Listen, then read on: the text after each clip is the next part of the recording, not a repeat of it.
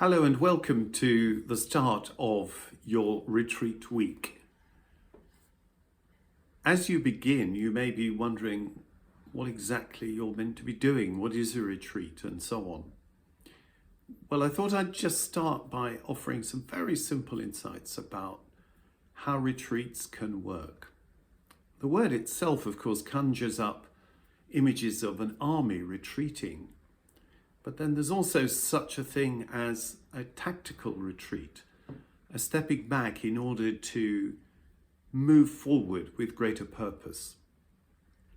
And the reading that I've suggested you start with this week is the story of somebody who made a tactical retreat. That's to say, the prophet Elijah. If you read the story of Elijah in the first book of Kings, chapter 19, you'll see that he's been having a very rough time indeed and is being persecuted by the king and the court and the queen, and the whole world's against him. And at the start of that chapter 19, he basically says, I've had enough, and he retreats. And the Lord sends an angel to say to him, well, just go over there to that mountain and to that cave. So he does that. And then he experiences the presence of God in a very unexpected way. And I'll leave you to read what God is not in and where God does appear. And so his tactical retreat then gives him the courage, as you read in the last part of that chapter, to go forward and face the future with greater confidence. And that's what your retreat is about.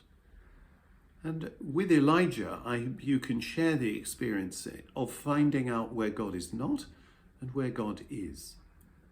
And at the heart of this experience, there is, as Elijah found, the experience of the Spirit of God being present in our quiet moments.